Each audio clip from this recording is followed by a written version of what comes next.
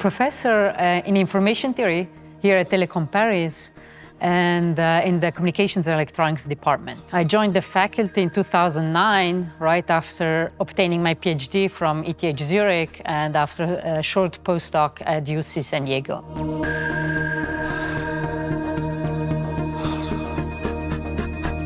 The goal of my ERC project is to derive the fundamental limits of sensing systems, distributed estimation and detection systems. Sensing systems are present and of crucial importance nowadays and even more tomorrow. In fact, the Internet of Things is really just a network of sensors. And future 6G standard, mobile cellular standard, is supposed to provide anytime and anywhere sensing capabilities to all terminals in the network.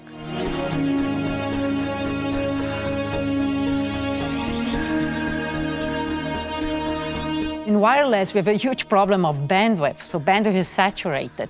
And nowadays systems, so they use certain bandwidth for communication, so they send signal for communication and certain bandwidth for radar.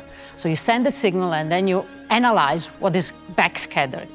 And so the new paradigm is actually to send a single waveform that codes or transmit the data, and then you use the backscattered for radar purposes. And this, of course, will save bandwidth, so will improve performance. So we can use more bandwidth for both tasks. And also, we again reduce hardware costs because we only have a single system. And so wireless integrated sensing and communication is especially important for industrial robots and autonomous vehicles because their communication is wireless and they need to detect obstacles and communicate to each other.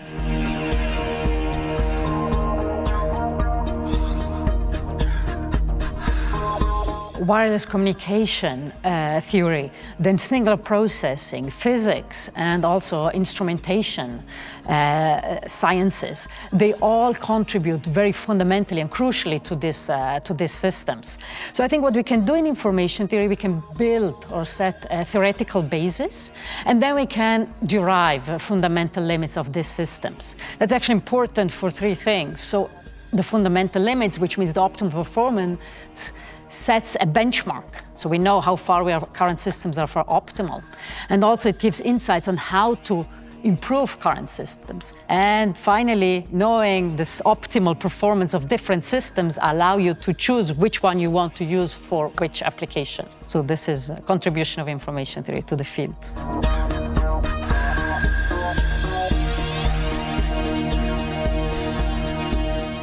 The new proof techniques that derived in the last few years is actually called, so it's under the name of change of measure proof techniques. And so really the rough idea is that you take your problem or the system you want to analyze, you simplify it slightly so that you can solve it, and then you show that actually you didn't change the system too much, so the solution to the new system is still going to apply for the old system. So it's just like in abstract terms. Similar proof techniques had been proposed. So what I think is new in our proof technique is that we have managed to come up with a very simple proof technique. And this is good because then it allows many people to use it. And on the other side, with simple techniques, we can attack very complex systems. So even like multi-objective systems, like this integrated sensing and comm, where we have two objectives and need good sensing performance and good data rates or reliability of communication. Or also like sensor systems with lots of detection centers. So this is all things we can attack with our new proof techniques.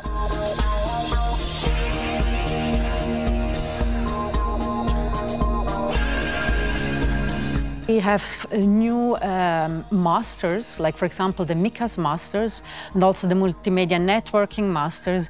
And these masters attract very good students who often are interested in pursuing a PhD.